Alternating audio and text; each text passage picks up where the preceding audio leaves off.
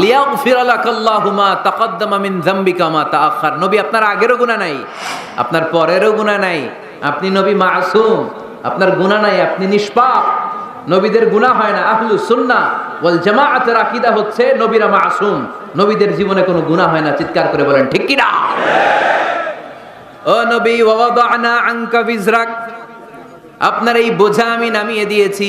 বিশ্বনবী ভাবতেন 40 বছর বয়সে আমি নবী হলাম, তার আগে যা করলাম আল্লাহ এটা কি করবে। আল্লাহ বলে, নবী আপনার আগের গুনাহ পরের গুনাহ, গুনাহ বলতে কিছুই নাই, সবই মাফ, সব মাফ। তারপরেও আমার নবী বলতেন, আল্লাহে লা আস্তাগফিরুল্লাহ ওয়া আতুবু ফিল ইয়াউম আকসার মিন 70 মাররা। আমি এমন নবী যার কোনো গুনাহই নাই, আগের গুনাহও নাই, পরের গুনাহও নাই, তারপরেও আমি নবী প্রতিদিন 70 বারেরও বেশি তওবা আর ইস্তেগফার করি। আমাদের জন্য শিক্ষা। তাহলে আল্লাহ বললেন, ওয়া ওয়াদানা আনকা বিজরাক, পাপের বোঝা আমি নামিয়ে দিলাম। বিশ্বনবীর কোনো পাপ নাই, পাপ মুক্ত। তাফসিরে 2 নম্বরে এসেছে বিজরুল গাম, চিন্তার বোঝা। বিশ্বনবী সব সময় আমাদেরকে নিয়ে চিন্তা করতেন। কাকে নিয়ে চিন্তা?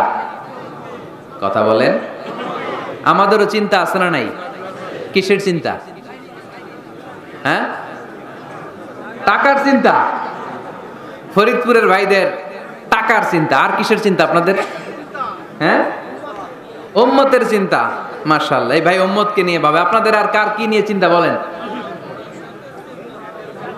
পেটের চিন্তা। এদিকে পাওয়া গেছে পেটের চিন্তা, এদিকে বউয়ের চিন্তা, কবরের চিন্তা। আর কিসের চিন্তা?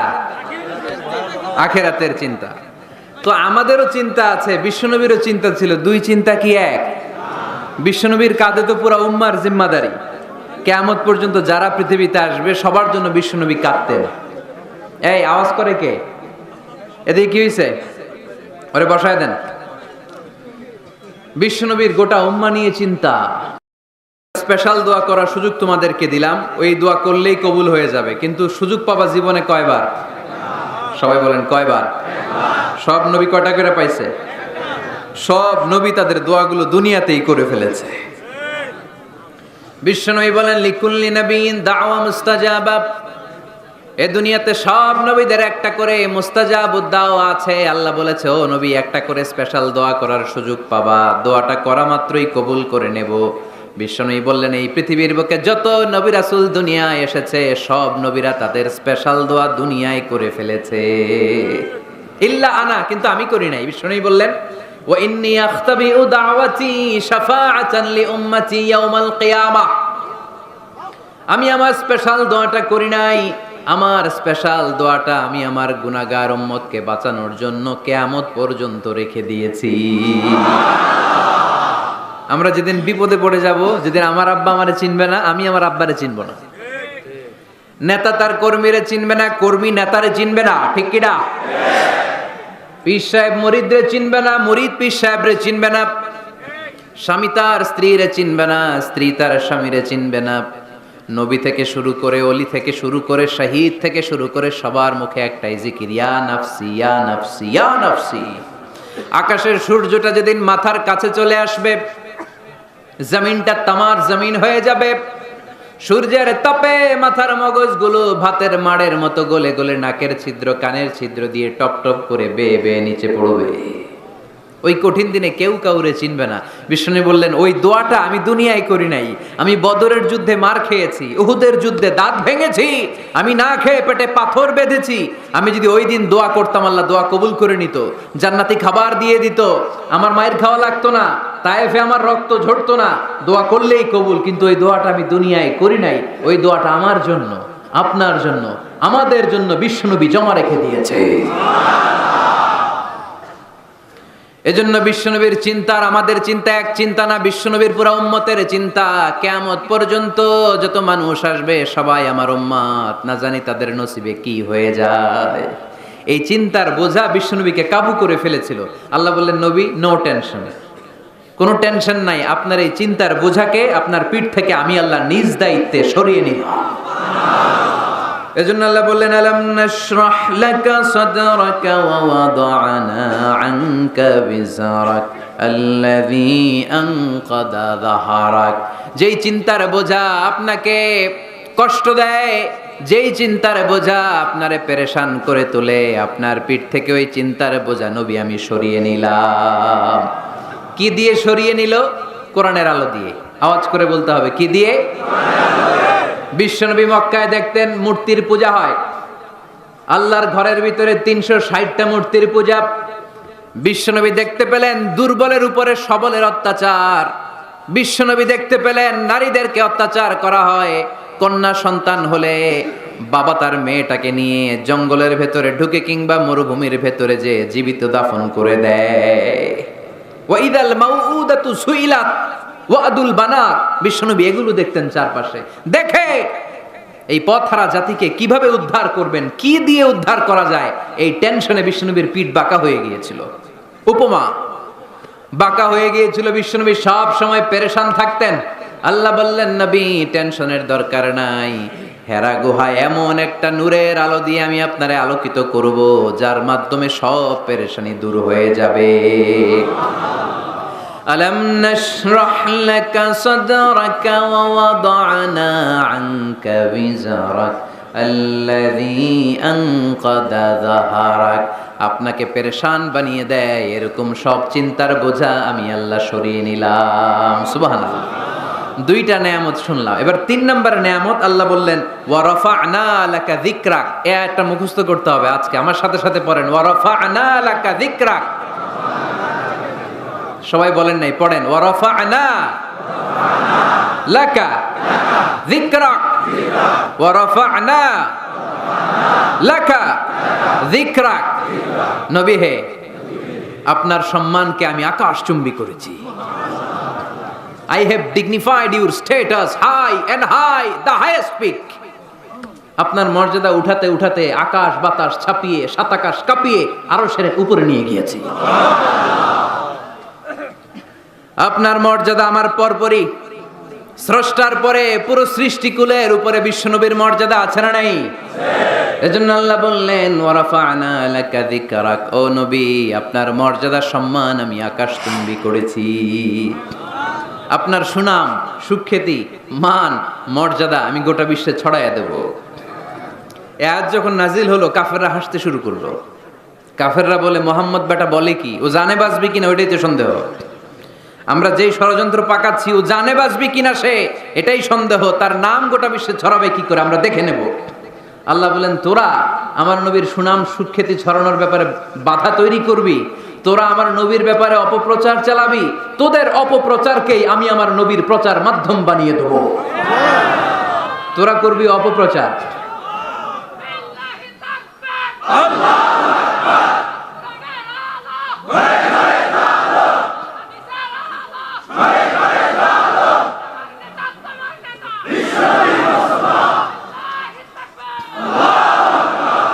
তোদের অপপ্রচারকে আমি আমার নবীর জন্য প্রচার মাধ্যম বানিয়ে দেব। এরকম অনেক সময় হয় না যে কেউ কেউ অপপ্রচার করে কারো বিরুদ্ধে, এটা তার জন্য প্রচার হয়ে যায়। কেউ অপপ্রচার চালায়, আল্লাহর মেহেরবানিতে ওইটা তার পাবলিসিটি হয়ে যায়। তার আলাদা করে প্রচার বিভাগের টিম তৈরি করা লাগে না, তার বিরোধীরাই তার প্রচার বিভাগের কাজে নেমে পড়ে। বিষ্ণু বললেন, আল্লাহ বললেন, তোরা আমার নবীর সুনাম সুখ্যাতিকে থামাবি, তোদের মাধ্যমে আমি বিশ্বনবীর সুনাম সুখ্যাতি গোটা বিশ্বে বুলন্দ করে দেব। আবু জাহেল ঘোষণা দিল, খবরদার, হজের মৌসুম, হাজী সাহেবরা গোটা বিশ্ব থেকে আসবে।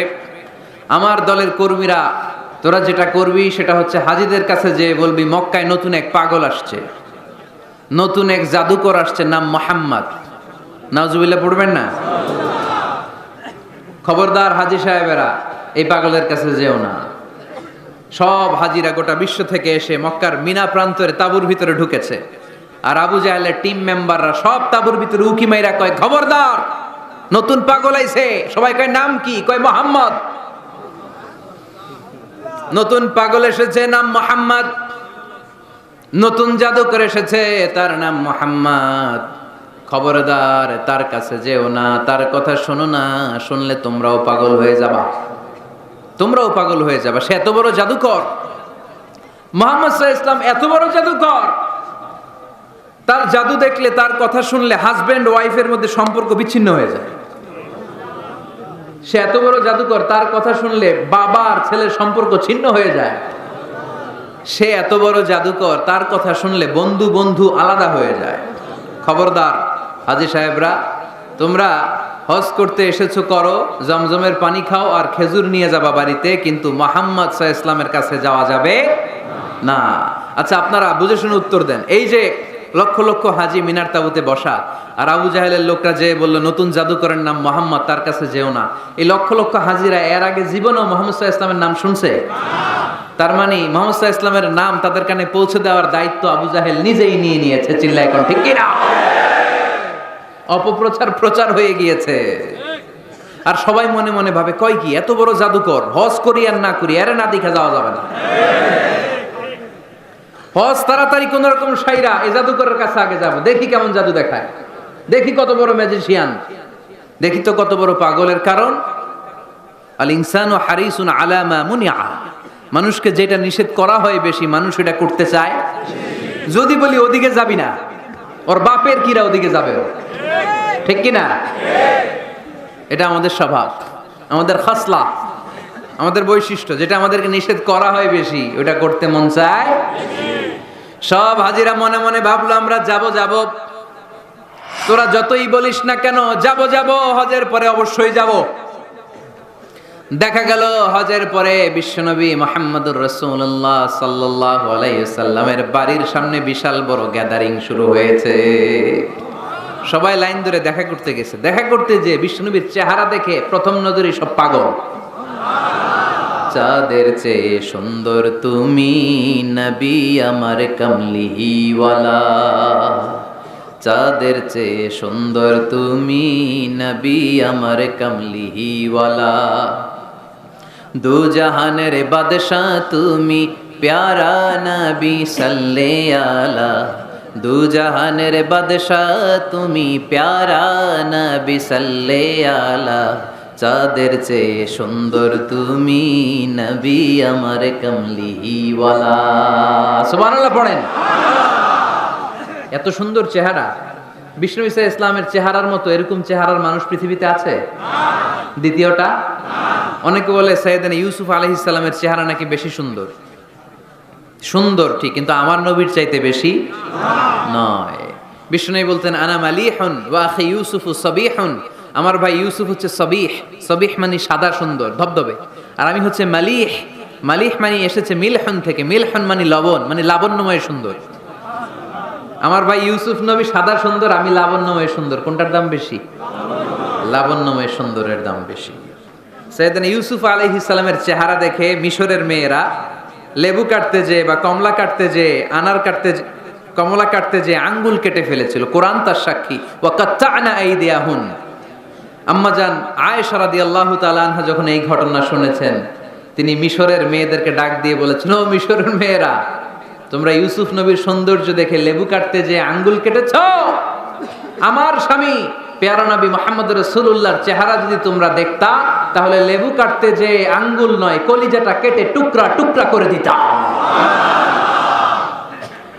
আবার আম্মাজান আয়েশা বলতো, লাকুম শামসুন ওয়া লানা শামসুন, তোমাদের জন্য একটা সূর্য আছে, কিন্তু আমি আয়েশার জন্য আলাদা একটা সূর্য আছে। তোমাদের সূর্যটা প্রতিদিন সকালবেলা পূর্ব আকাশে উদিত হয়ে গোটা দুনিয়াটারে আলোকিত করে দেয়, আর আমার সূর্যটার নাম হলো মুহাম্মদ সাল্লাল্লাহু আলাইহি ওয়াসাল্লাম। মসজিদে নববীতে এশার নামাজের পরে আমার সূর্যটা আমার ঘরে উদিত হয়। তোমাদের সূর্য সকালবেলা পূর্ব আকাশে উঠে গোটা দুনিয়াটারে আলোকিত করে, আমার সূর্য মুহাম্মদ এশার নামাজের পরে আমার ঘরের ভেতরে যখন উকি দেয়, আমার পুরো ঘরটারে আলোকিত করে দেয় কে? এত সুন্দর চেহারা ছিল, ওনার চেহারার নূর দিয়ে হারানো সুই খুঁজে পেয়েছে বিশ্বনবীর স্ত্রীরা। চিল্লায় করেন আল্লাহু আকবার। বিশ্বনবীর চেহারার সৌন্দর্যের সাথে কারো সৌন্দর্যের কোনো মিল হবে? No comparison with our beloved prophet Muhammad sallallahu alayhi wasallam. Whether it's the fitness, whether it's the appearance, whether it's the status, no comparison with our prophet. এটা ফিটনেসের দিক থেকে হোক, এটা চেহারার সৌন্দর্যের দিক থেকে হোক, এটা কণ্ঠস্বরের ঝংকারের দিক থেকে হোক, সম্মান আর মর্যাদার দিক থেকে হোক, আমার নবীর সম্মানের ধারে কাছেও সম্মান পৃথিবীর কারো হতে পারে না। চিল্লায় বলেন ঠিক কিনা? এজন্য আল্লাহ বললেন ওয়ারাফা'না লাকা যিকরাক, নবী আপনার সম্মান বাড়াতে বাড়াতে আমি আকাশচুম্বী করেছি। লোকজন সব যে বিশ্বনবীর দরবারে লাইন ধরেছে, হাজিরা সব বিশ্বনবীর কাছে, যে চেহারা দেখেই কুপকার, বাকি জিনিস তো পরে। অনেকে আছে না, চেহারা দেখলেই মানুষ পাগল হয়ে যায়, আছে না নাই? চেহারা দেখেই পাগল, চেহারা দেখেই পাগল। তারপর তারা মিলাতে লাগলো।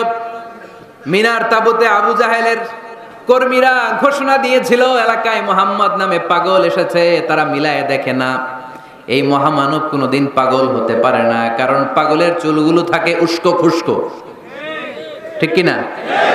আমার নবী সাল্লাল্লাহু আলাইহি ওয়াসাল্লামের চুল উস্কো খুস্কো ছিল? কত সুন্দর চুল আঁচড়ে রাখতেন, জাইতুনের তেল দিতেন, আতর ঢেলে মাথার শীতের মধ্যে ঢেলে দিতেন, কপাল বেয়ে বেয়ে পড়তো, আর যেখানে সেজদা দিতেন সেজদার জায়গা আতরের ঘ্রাণে আমোদ হয়ে যেত।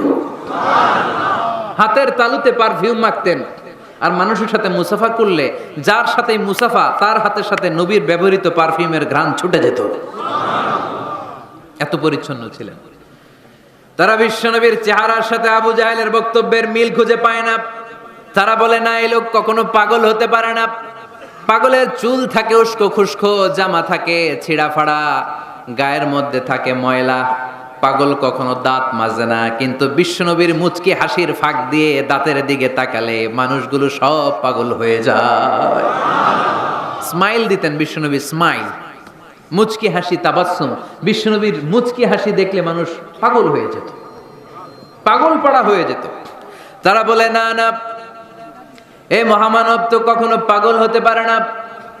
আবার মিলাতে লাগলো। আবু জাহেলের কর্মীরা বলেছিল এটা নাকি বড় জাদুকর, কিন্তু তারা বলে না না, এই অসাধারণ লোকটা জাদুকর হতে পারে না, সে তো কোনো মন্ত্র পড়ে না। জাদু করার জন্য মন্ত্র পড়ার দরকার আছে না নাই? বিষ্ণুনবী কি মন্ত্র পড়তো? বিষ্ণুনবী কি পড়ে শোনাতো? চিল্লায় বলেন, কি পড়ে শোনাতো? কোরআন শোনাতো। এত সুন্দর কণ্ঠ ছিল বিশ্বনবীর, পাগল হয়ে যেত মানুষ শুনতে শুনতে, পাগল পাড়া হয়ে যেত, বিমুগ্ধ হয়ে যেত। তারা সবাই বলতে আরম্ভ করলো, আবু জাহেল তুমি মিথ্যাবাদী, তবে তোমাকে ধন্যবাদ এরকম একটা মানুষের সাথে পরিচয় করিয়ে দেওয়ার জন্য।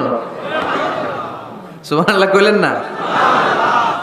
আমরা মেনে নিতে পারলাম না সে পাগল নয়, জাদুকর নয়, সে হলো এই জামানার পয়গাম্বার। আমরা পড়ে নিলাম লা ইলাহা ইল্লাল্লাহু মুহাম্মাদুর রাসূলুল্লাহ সাল্লাল্লাহু আলাইহি ওয়াসাল্লাম। রাফা'না লাকা যিকরাক, নবী হে এইভাবে আমি আপনার সম্মানকে বাড়িয়েছি। হাইসুমা যুকিরতু যুকিরতা মাই, নবী যেখানে আমার নাম নেওয়া হবে আমার পর পর আপনার নামও নেওয়া হবে। পড়েন সুবহানাল্লাহ। যেখানে আমার আল্লাহর নাম, তারপরে আমার নবীর নাম আছে না নাই? কালিমার ভেতরে লা ইলাহা ইল্লাল্লাহ আমার আল্লাহর নাম শোভা পায়, তারপরে মুহাম্মাদুর রাসূলুল্লাহ দ্বিতীয় বাক্যে আমার নবীর সুন্দর নামটা আছে না নাই? কালেমার মধ্যে প্রথমে আল্লাহর নাম, তারপরে নবীর নাম। হাইসুমা যুকিরতু যুকিরতা মাই, নবী কিভাবে আপনার মর্যাদা আমি বাড়াবো জানেন? যেখানে আমি ওইখানেই আপনি, যেখানে আমার নাম নেওয়া হবে তারপরেই সৃষ্টিকুলের মধ্য থেকে শুধু আপনার নাম নেওয়া হবে। সুবহানাল্লাহ পড়েন। আপনার উম্মতেরা গোটা বিশ্বে সালাত আদায়ের জন্য আজান দিবে, আজানের প্রথম 4 বাক্যে আমি আল্লাহর বড়ত্ব, আল্লাহু আকবার। তারপরের 2 বাক্যে আমি ছাড়া কোনো ইলাহা নাই এটার সাক্ষ্য দেয়া হবে।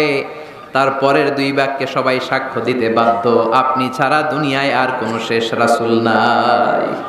তার মানে আজানের মধ্যেও আমার আল্লাহর নামের পরে আমার নবীর নাম আছে না নাই? এরপর আমরা একামত দিয়ে জামাত শুরু করি। এই জামাতের আগে যে একামতটা দেই, এই একামতেও আল্লাহর নামের পরে আমার নবীর নামটা আছে না নাই? আল্লাহু আকবার, আল্লাহু আকবার, আশহাদু আন লা ইলাহা ইল্লাল্লাহ, আশহাদু আন্না মুহাম্মাদার রাসূলুল্লাহ। সাল্লাল্লাহু, তার মানে আজানে আমার নামের পরে আপনার নাম, একামতে আমার নামের পরে আপনার নাম।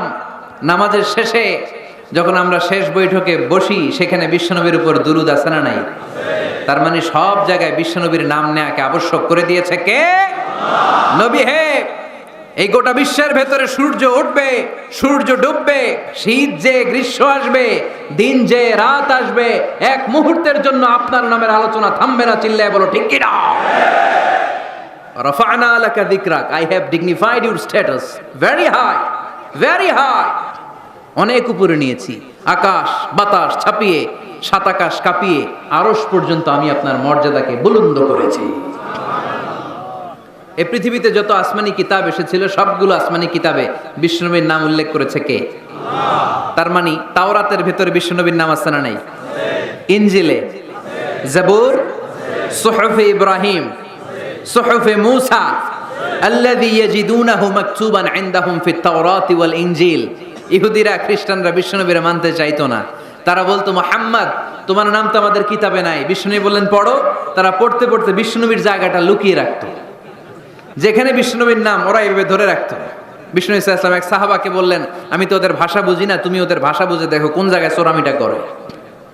প্রতিটা কিতাবের প্রতিটা পাতায় পাতায় বিষ্ণুনবীর নাম আছে না নাই?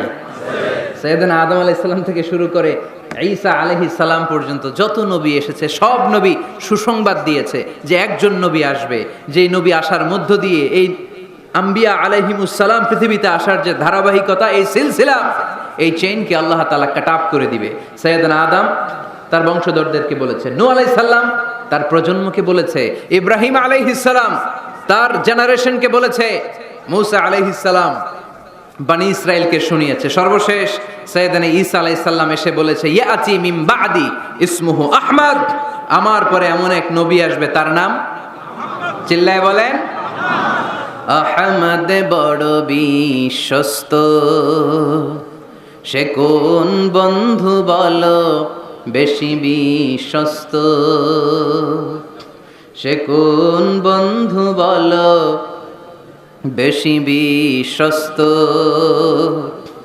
কার কাছে মন খুলে দেয়া যায়, কার কাছে প্রাণ খুলে বলা যায়, হওয়া যায় অতি আশ্বস্ত, তার নাম